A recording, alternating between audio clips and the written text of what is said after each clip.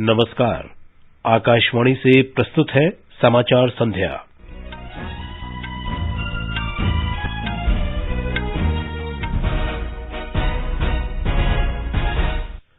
प्रधानमंत्री नरेंद्र मोदी ने कहा, कोविड टीकाकरण कार्यक्रम की सफलता ने दिखाई भारत की ताकत।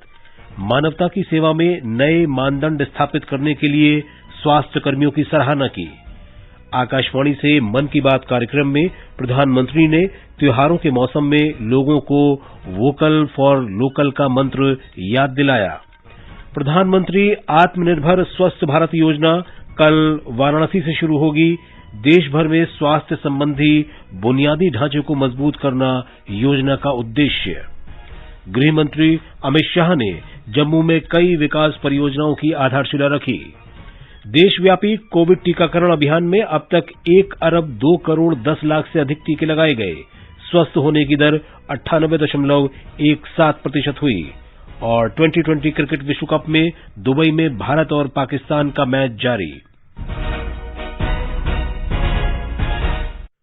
समाचार संध्या में नईम अख्तर के साथ मैं विशाल शर्मा। देश ने कोविड टीकाकरण अभियान के अंतर्गत 100 करोड़ टीके लगाने का लक्ष्य हासिल कर इतिहास रच दिया है। इस महत्वपूर्ण कार्य में योगदान करने वाले चिकित्सकों, नर्सों और अन्य स्वास्थ्य कर्मियों का आकाशवाणी अभिनंदन करता है। इसके साथ ही हम आपको सतर्क भी करना चाहते हैं कि कोविड अभी समाप्त नहीं हुआ है। आप सभी से हमारी अपील है कि यथाशीघ्र दोनों टीके लगवाएं और अन्य लोगों को भी टीके लगवाने के लिए प्रेरित करें। त्योहारों के समय कृपया 3 आसान उपायों का पालन अवश्य करें। मास्क पहनें, 2 गज की सुरक्षित दूरी बनाए रखें, हाथ और चेहरा साफ रखें। कोविड से संबंधित कोई भी जानकारी और मार्गदर्शन के लिए राष्ट्रीय हेल्पलाइन नंबर 011-2397-8046 और 1075 पर संपर्क करें। अब समाचार विस्तार से। प्रधानमंत्री नरेंद्र मोदी ने कहा है कि कोविड टीकाकरण की सफलता भारत की ताकत का सूचक है। आकाशवाणी से मन की बात कार्यक्रम में श्री मोदी ने कहा कि एकजुट प्रयास से कुछ भी किया जा सकता है। 100 करोड़ वैक्सीन डोज के बाद आज देश नए उत्साह, नई ऊर्जा से आगे बढ़ रहा है। हमारे वैक्सीन कार्यक्रम की सफलता भारत के सामर्थ्य को दिखाती है, सबके प्रयास के मंत्र की शक्ति को दिखाती है। 100 करोड़ वैक्सीन डोज का आंकड़ा बहुत बड़ा जरूर है, लेकिन इससे लाखों छोटी छोटी प्रेरक और गर्व से भर देने वाली अनेक अनुभव, अनेक उदाहरण जुड़े हुए हैं। बहुत सारे लोग पत्र लिखकर मुझसे पूछ रहे हैं कि वैक्सीन की शुरुआत के साथ ही कैसे मुझे यह विश्वास हो गया था कि इस अभियान को इतनी बड़ी सफलता मिलेगी। मुझे ये दृढ़ विश्वास इसलिए था क्योंकि मैं अपने देश के लोगों की क्षमताओं से भली भांति परिचित हूं। प्रधानमंत्री ने 1 अरब टीके लगाने की उपलब्धि के लिए स्वास्थ्य कर्मियों की सराहना की। हमारे स्वास्थ्य कर्मियों ने अपने अथक परिश्रम और संकल्प से एक नई मिसाल पेश की। उन्होंने इनोवेशन के साथ अपने दृढ़ निश्चय से मानवता की सेवा का एक नया मानदंड स्थापित किया। उनके बारे में अनगिनत उदाहरण है जो बताते हैं कि कैसे उन्होंने तमाम चुनौतियों को पार करते हुए अधिक से अधिक लोगों को सुरक्षा कवच प्रदान किया। प्रधानमंत्री ने कहा कि आगामी रविवार को सरदार पटेल की जयंती को ध्यान में रखते हुए सरकार ने अमृत महोत्सव में भी कला, संस्कृति, गीत संगीत के रंग भरने का फैसला किया है।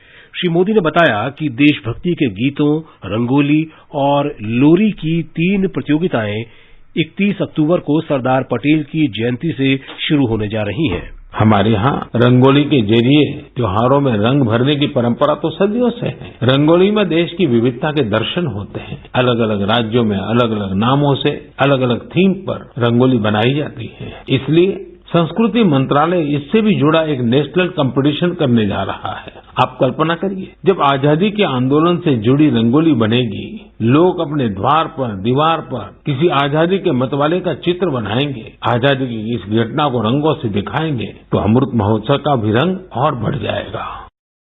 श्री मोदी ने युवाओं से कहा कि वे देशभक्ति के गीत लिखकर अमृत महोत्सव कार्यक्रम में नई ऊर्जा भर सकते हैं, लेकिन ये जरूरी है कि ये रचनाएं नए भारत की नई सोच वाली होनी चाहिए। स्वच्छ भारत मिशन की चर्चा करते हुए श्री मोदी ने कहा कि स्वच्छता को केवल दिवाली पर घरों की सफाई तक सीमित नहीं रखकर जीवन का अंग बनाना चाहिए। अभी दीपावली पर हम सब अपनी घर की साफ सफाई में तो जुटने ही वाले हैं, लेकिन इस दौरान हमें ध्यान रखना है कि हमारे घर के साथ हमारा आस पड़ोस भी साफ रहे। ऐसा नहीं होना चाहिए कि हम अपना घर तो साफ करें, लेकिन हमारे घर की गंदगी हमारे घर के बाहर हमारी सड़कों पर पहुंच जाए। मैं जब स्वच्छता की बात करता हूं तब कृपा करके सिंगल यूज प्लास्टिक से मुक्ति की बात हमें कभी भी भूलना नहीं है। तो आइए हम संकल्प लें कि स्वच्छ भारत अभियान के उत्साह को कम नहीं होने देंगे। हम सब मिलकर अपने देश को पूरी तरह स्वच्छ बनाएंगे और स्वच्छ रखेंगे। श्री मोदी ने त्योहार के अवसर पर खरीदारी करते समय लोगों को वोकल फॉर लोकल की भी याद दिलाई। तब से कुछ दिन बाद दिवाली तो आ ही रही है। दिवाली, उसके बाद फिर गोवर्धन पूजा, फिर भाई दूज, ये 3 त्योहार तो होंगे ही होंगे। इसी दौरान छठ पूजा भी होगी। नवंबर में ही गुरु नानक देव जी की जयंती भी है। आप सब भी अभी से खरीदारी का प्लान करने लगे होंगे, लेकिन आपको याद है ना, खरीदारी मतलब वोकल फॉर लोकल। आप लोकल खरीदेंगे तो आपका त्योहार भी रोशन होगा और किसी गरीब भाई बहन, किसी कारीगर, किसी बुनकर के घर में भी रोशनी आएगी। प्रधानमंत्री ने मन की बात में मानव रहित वायुयान या ड्रोन परियोजना का भी उल्लेख किया। भारत दुनिया के उन पहले देशों में से है जो ड्रोन की मदद से अपने गांव में जमीन के डिजिटल रिकॉर्ड तैयार कर रहा है। भारत ड्रोन का इस्तेमाल ट्रांसपोर्टेशन के लिए करने पर बहुत व्यापक तरीके से काम कर रहा है। चाहे गांव में खेतीबाड़ी हो या घर पर सामान की डिलीवरी हो, आपातकाल में मदद पहुंचानी हो या कानून व्यवस्था की निगरानी हो। बहुत समय नहीं है जब हम देखेंगे कि ड्रोन हमारी इन सब जरूरतों के लिए तैनात होंगे। इनमें से ज्यादातर की तो शुरुआत भी हो चुकी है। इस महीने की 2 तारीख को ड्रोन द्वारा कोविड रोधी टीका मणिपुर के बिष्णुपुर जिले में लउकोई पास से करंग द्वीप भेजा गया था।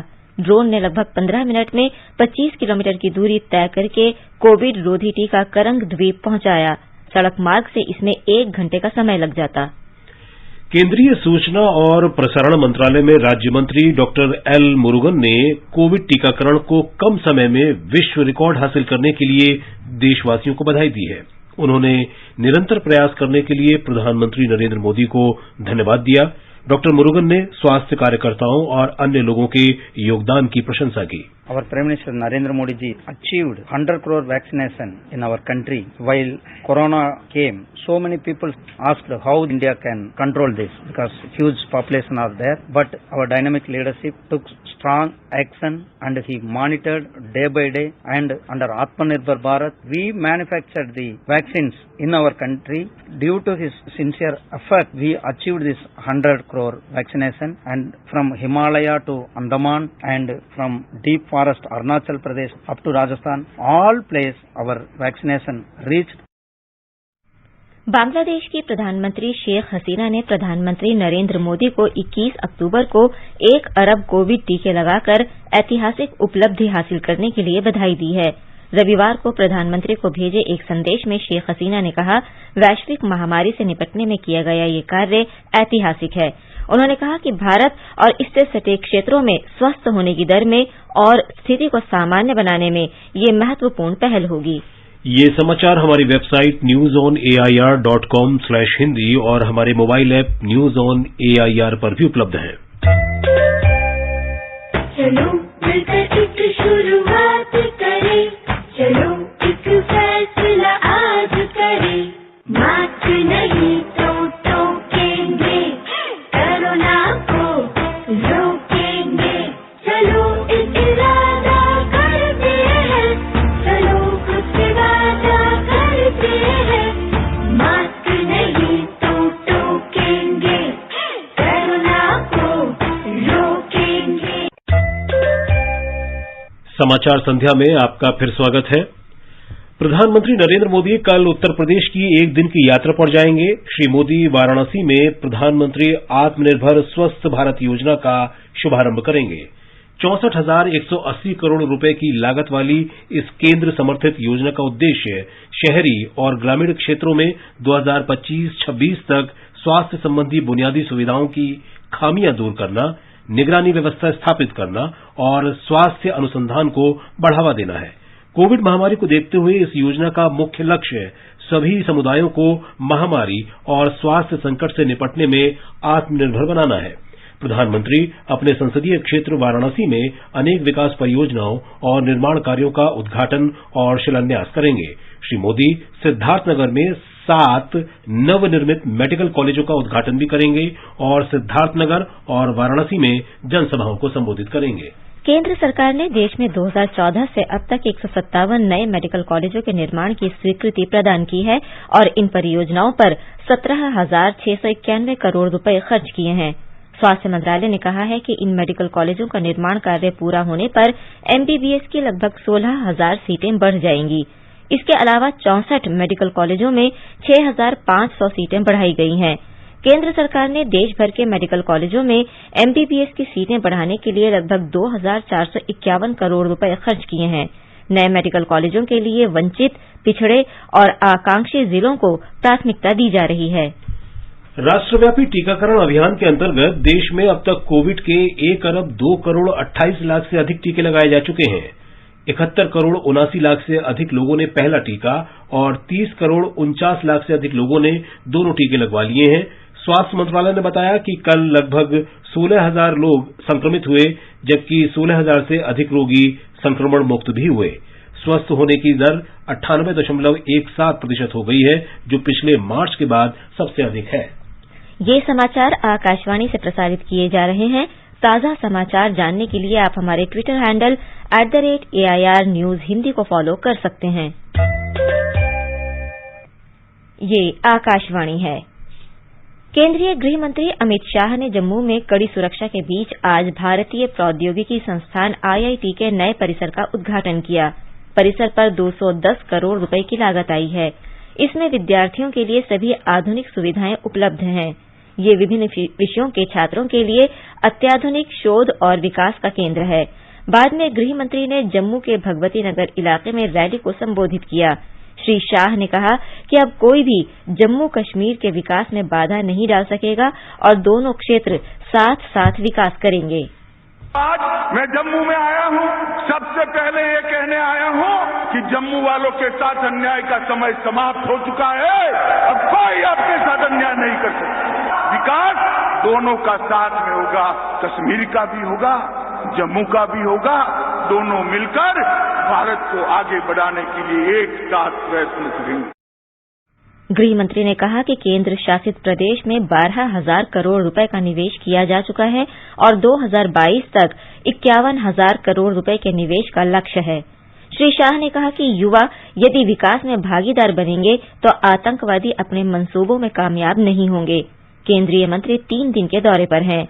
इस अवसर पर जम्मू कश्मीर के उपराज्यपाल मनोज सिन्हा ने कहा कि आम आदमी के जीवन की न्यूनतम आवश्यकताओं को पूरा करने के लिए अनेक योजनाएं शुरू की गई हैं। आजादी के बाद से जम्मू कश्मीर के सभी स्कूलों, आंगनबाड़ी सेंटर तथा अस्पतालों को आज पहली बार आदरणीय गृह मंत्री जी ने पाइप्ड वाटर कनेक्शन से जोड़ा। मैं कहना चाहता हूं कि शहरी निकायों में आज से कूड़ा उठान का काम पूरी तरह से पूरे जम्मू और कश्मीर में प्रारंभ कर दिया गया। सामान्य आदमी के जीवन की जो न्यूनतम आवश्यकताएं हैं, चाहे वो सड़क हो, बिजली हो, पानी हो, मैं आपको बताना चाहता हूं पहले से 2200-2300 किलोमीटर सड़क बनती थी। आज इस साल 8,000 किलोमीटर मैग्नेमाइजेशन जम्मू कश्मीर का R&B विभाग कर रहा है। प्रधानमंत्री ग्राम सड़क योजना के अंतर्गत भी देश में तीसरा स्थान जम्मू कश्मीर को मिला है।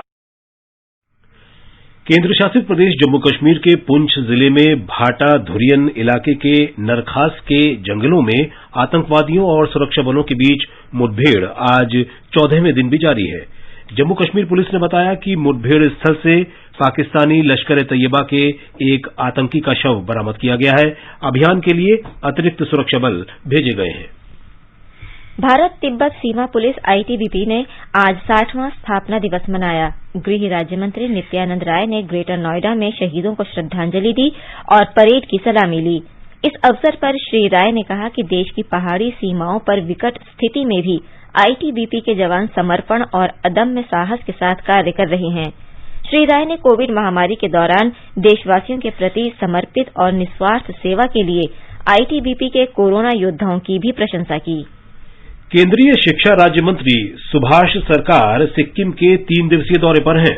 उन्होंने आज दक्षिण सिक्किम यांगयांग में सिक्किम विश्वविद्यालय और खामदोड में एनआईटी परिसर के निर्माण तथा अन्य विषयों को लेकर गांगटोक में पत्रकार सम्मेलन को संबोधित किया। शिक्षा राज्य मंत्री ने कहा कि एनआईटी परिसर के निर्माण के लिए सभी औपचारिकताएं पूरी करने के बाद जल्द ही निर्माण कार्य शुरू होने की संभावना है। एक रिपोर्ट। सिक्किम विश्वविद्यालय परिसर का चरण पहले ही 98 करोड़ की लागत से पूरा हो चुका है और अगले 2.5 साल के भीतर निर्माण पूरा करने और वहां परिसर को स्थानांतरित करने की उम्मीद है। Very happy about the fact that Sikkim government has provided very good quality land. ये भी आशा करते हैं 2.5 साल में ये कैंपस भी हम शिफ्ट कर सकते हैं। उन्होंने कहा कोविड-19 स्थिति के दौरान सभी शैक्षणिक संस्थान बंद रहने के बावजूद सिक्किम ऑनलाइन कक्षाओं के माध्यम से राष्ट्रीय औसत से अधिक छात्रों तक पहुंचने में सक्षम रहा है। आकाशवाणी के लिए गांगटोक से उषा शर्मा के साथ मैं दिलराम दुलाल। आगे बढ़ने से पहले मुख्य समाचारों पर एक नजर। प्रधानमंत्री नरेंद्र मोदी ने कहा, कोविड टीकाकरण कार्यक्रम की सफलता ने दिखाई भारत की ताकत, मानवता की सेवा में नए मानदंड स्थापित करने के लिए स्वास्थ्य कर्मियों की सराहना की। आकाशवाणी से मन की बात कार्यक्रम में प्रधानमंत्री ने त्योहारों के मौसम में लोगों को वोकल फॉर वोकल का मंत्र याद दिलाया। प्रधानमंत्री आत्मनिर्भर स्वस्थ भारत योजना कल वाराणसी से शुरू होगी। देश भर में स्वास्थ्य संबंधी बुनियादी ढांचे को मजबूत करना योजना का उद्देश्य। गृह मंत्री अमित शाह ने जम्मू में कई विकास परियोजनाओं की आधारशिला रखी। देशव्यापी कोविड टीकाकरण अभियान में अब तक 1 अरब 2 करोड़ 10 लाख से अधिक टीके लगाए गए। स्वस्थ होने की दर 98.17% हुई। और 2020 क्रिकेट विश्व कप में दुबई में भारत और पाकिस्तान का मैच जारी। केंद्र सरकार कल सभी राज्यों और केंद्र शासित प्रदेशों के साथ खाद्य कीमतों और भंडारण सीमा आदेश पर की गई कार्रवाई की समीक्षा करेगी। खाद्य और सार्वजनिक वितरण विभाग डीएफपीडी के सचिव सुधांशु पांडे द्वारा सभी राज्यों को लिखे पत्र में खाद्य तेलों की कीमतों को कम करने और केंद्र के आदेशों का पालन करने को कहा गया है। देश में साप्ताहिक आधार पर खाद्य तेलों और तिलहनों के स्टॉक की निगरानी के लिए सरकार द्वारा पहले ही कई कदम उठाए जा चुके हैं। उपभोक्ता मामलों के मंत्रालय ने हितधारकों को सलाह दी है कि वे 2 महीने की भंडारण क्षमता से अधिक स्टॉक न रखें। आने वाले त्योहारों को ध्यान में रखते हुए ये निर्णय लिए जा रहे हैं। केंद्रीय सड़क और परिवहन मंत्री नितिन गडकरी ने आज कहा है कि राष्ट्रीय अंतर धार्मिक सम्मेलन सभी धर्म और संप्रदाय के विचारों को एक साथ लाने का मंच है। उन्होंने कहा कि भारतीय समाज की मूल्यों पर आधारित जीवन शैली है जिसमें विभिन्न धर्म शामिल हैं। वो आज नागपुर में एक मीडिया समूह द्वारा आयोजित सम्मेलन में बोल रहे थे। इस सम्मेलन में आर्ट ऑफ लिविंग के संस्थापक गुरु श्री श्री रविशंकर, पतंजलि योगपीठ के स्वामी रामदेव, आचार्य लोकेश मुनि, मुंबई के archbishop cardinal Oswald Gracias, Haji Syed Salman Chishti, Bhikkhu Sangh सेना सहित कई धार्मिक संगठनों के लोगों ने भाग लिया। प्रधानमंत्री नरेंद्र मोदी 29 अक्टूबर से 2 नवंबर तक रोम और ग्लासगो की यात्रा करेंगे। इस दौरान श्री मोदी G20 शिखर सम्मेलन और विश्व नेताओं के शिखर सम्मेलन COP26 में शामिल होंगे। प्रधानमंत्री 30 और 31 अक्टूबर को रोम में 16वें G20 शिखर सम्मेलन में भाग लेंगे। वे इटली के प्रधानमंत्री मारियो द्राघी के निमंत्रण पर रोम जा रहे हैं। इस शिखर सम्मेलन में G20 के सदस्य देशों के राष्ट्र प्रमुख, यूरोपीय संघ और अन्य निमंत्रित देशों तथा अंतर्राष्ट्रीय संगठनों के प्रतिनिधि भी शामिल होंगे। G20 अंतर्राष्ट्रीय आर्थिक सहयोग के लिए प्रमुख वैश्विक मंच के रूप में उभरा है। भारत पहली बार 2023 में इस सम्मेलन का आयोजन करेगा। इटली के नेतृत्व में आयोजित इस शिखर सम्मेलन का विषय है जनता, पृथ्वी और समृद्धि। सम्मेलन में कोविड महामारी से उबर रहे क्षेत्रों और वैश्विक स्वास्थ्य शासन को मजबूत करने, अर्थव्यवस्था में फिर से सुधार और लचीलापन, जलवायु परिवर्तन, नवीकरणीय ऊर्जा की ओर बढ़ते रुझान, सतत विकास और खाद्य सुरक्षा के मुद्दों पर चर्चा होगी। श्री नरेंद्र मोदी इटली के प्रधानमंत्री सहित कई विश्व नेताओं के साथ द्विपक्षीय बैठक भी करेंगे। श्री मोदी इसके बाद ब्रिटेन के ग्लासगो जाएंगे। वे जलवायु परिवर्तन पर संयुक्त राष्ट्र संधि से जुड़े COP26 के पक्षों के 26वें शिखर सम्मेलन में भाग लेंगे। 2020 क्रिकेट विश्व कप में दुबई में ग्रुप 2 के मैच में भारत का मुकाबला पाकिस्तान से चल रहा है। पाकिस्तान ने टॉस जीतकर गेंदबाजी करने का निर्णय लिया। भारत ने ताजा समाचार मिलने तक 8 ओवर में 3 विकेट पर 43 रन बना लिए हैं। भारत ने अब तक 2020 विश्व कप में पाकिस्तान के साथ अपने सभी मैच जीते हैं। आकाशवाणी से इस मैच का आंखों देखा हाल प्रसारित किया जा रहा है। उधर सुपर 12 के ग्रुप 1 के मैच में शारजाह में श्रीलंका ने बांग्लादेश को 5 विकेट से हरा दिया है। आकाशवाणी समाचार की विशेष प्रस्तुति धरोहर में स्वतंत्रता आंदोलन के उन भाषणों, नारों और कविताओं से नई पीढ़ी को परिचित कराया जाता है जिन्होंने आजादी के दीवानों में उत्साह का संचार किया था।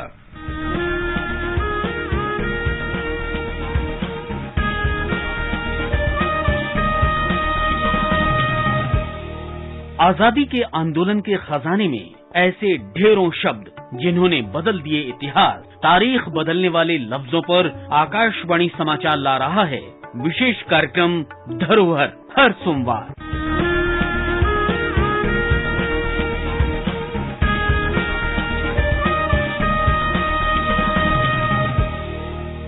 आजादी के अमृत महोत्सव के अंतर्गत आइए अब सुनते हैं आकाशवाणी की विशेष प्रस्तुति आजादी का सफर।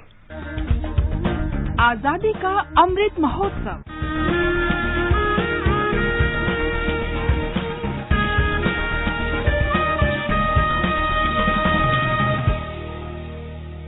आजादी का सफर आकाशवाणी के संग भारत का शानदार स्वाधीनता संघर्ष आधुनिक विश्व के महानतम संघर्षों में से एक है।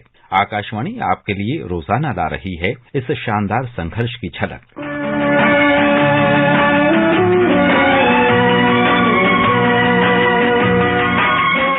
आज जयदेव कपूर की जयंती है। उनका जन्म 24 अक्टूबर 1908 को उत्तर प्रदेश के हरदोई में हुआ था।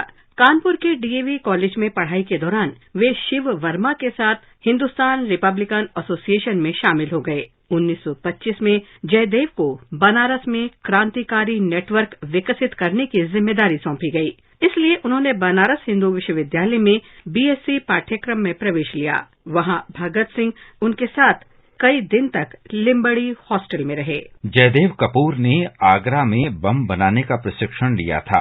उन्होंने ट्रेड डिस्प्यूट बिल और पब्लिक सेफ्टी बिल के विरोध में असेंबली में बम गिराने की घटना में महत्वपूर्ण भूमिका निभाई थी। जयदेव कपूर को गिरफ्तार कर लिया गया और अंडमान निकोबार की सेल्यूलर जेल भेज दिया गया, जिसे काला पानी के नाम से जाना जाता था।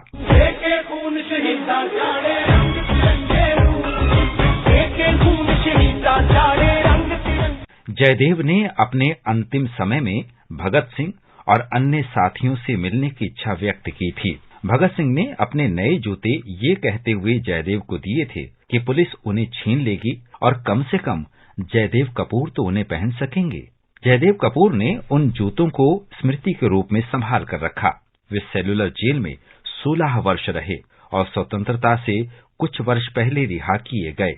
हिंदू मुस्लिम ते सिखा ने जान दी बाजी लागे, भारत मां दी छोड़ी एक बूंद लहू दी पाके। आज लक्ष्मी सहगल की भी जयंती है। उनका जन्म 24 अक्टूबर 1914 को मद्रास में हुआ था।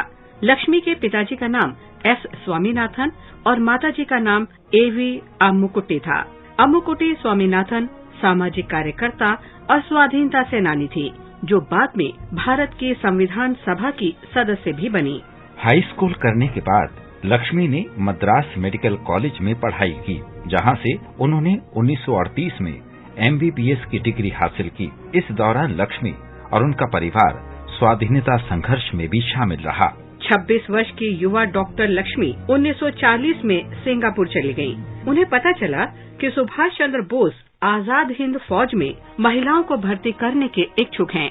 जब सुभाष चंद्र बोस सिंगापुर आए तो लक्ष्मी ने उनसे मुलाकात का आग्रह किया। नेताजी से मुलाकात के बाद लक्ष्मी को महिला रेजिमेंट बनाने की जिम्मेदारी मिल गई। नेताजी इतना अच्छी तरह समझाया और उन लोगों को बता दिया कि आप लोग सिर्फ देश का आजादी के लिए नहीं है, महिला मुक्ति के लिए भी आप लोग लड़ेंगे।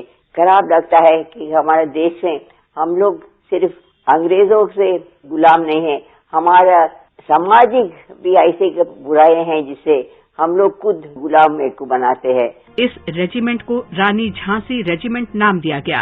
इस तरह डॉक्टर लक्ष्मी स्वामीनाथन कैप्टन लक्ष्मी बन गयीं। दिसंबर 1944 में आजाद हिंद फौज ने बर्मा के लिए कूच किया। मार्च 1944 में जापानी सेना ने ब्रिटिश भारत के पूर्वी क्षेत्र पर हमला शुरू किया। आजाद हिंद फौज के स्पेशल सर्विस ग्रुप को नया रूप दिया गया। उन्नत जापानी यूनिट के साथ इसका नाम बहादुर ग्रुप रखा गया। इसकी मदद से जापानी सेना ने ऊपरी बर्मा क्षेत्र और मणिपुर में बढ़त बनाई। ब्रिटिश सीमा क्षेत्र में इस बहादुरी भरे कार्य में बड़ी संख्या में भारतीय सैनिक शामिल थे, जिससे उनमें अंग्रेजों को परास्त करने का उत्साह पैदा हुआ। मई 1945 में कैप्टन लक्ष्मी को ब्रिटिश सेना ने गिरफ्तार कर लिया। वे बर्मा के जंगलों में मार्च 1946 तक नजरबंद रहीं। तब उन्हें भारत भेज दिया गया। कैप्टन लक्ष्मी ने मार्च 1947 में आजाद हिंद फौज के कर्नल प्रेम कुमार सहगल के साथ विवाह किया। विवाह के बाद दोनों लाहौर से कानपुर आ गए, जहां उन्होंने विभाजन के कारण विस्थापित लोगों की चिकित्सा सेवा की। इससे हिंदुओं और मुसलमानों में विश्वास और भाईचारा बढ़ा। 1998 में लक्ष्मी सहगल को पद्म विभूषण से अलंकृत किया गया। 23 जुलाई 2012 को 97 वर्ष की उम्र में हृदय गति रुकने से कानपुर में लक्ष्मी सहगल का निधन हो गया। 24 अक्टूबर रफी अहमद किदवई की भी पुण्यतिथि है। रफी अहमद किदवई का जन्म उत्तर प्रदेश के बाराबंकी जिले में 18 फरवरी 1894 को हुआ था। किदवई 1920 के दशक में खिलाफत आंदोलन में विशेष रूप से सक्रिय रहे। उस समय तक वे इंडियन नेशनल कांग्रेस के सदस्य के रूप में जाने जाते थे। उन्हें असहयोग आंदोलन के दौरान जेल हुई और 1922 में वे रिहा किए गए। किदवई संयुक्त प्रांत से संविधान सभा के लिए निर्वाचित हुए। स्वतंत्रता के बाद उन्हें पहला संचार मंत्री नियुक्त किया गया। उन्होंने पहली रात्रिकालीन एयरमेल सेवा का उद्घाटन किया। उसके बाद किदवई को कृषि मंत्री बनाया गया।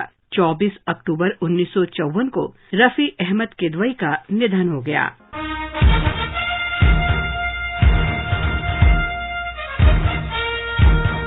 आज बस इतना ही। आजादी का सफर आकाशवाणी के संग कल फिर मिलेंगे नई कड़ी के साथ।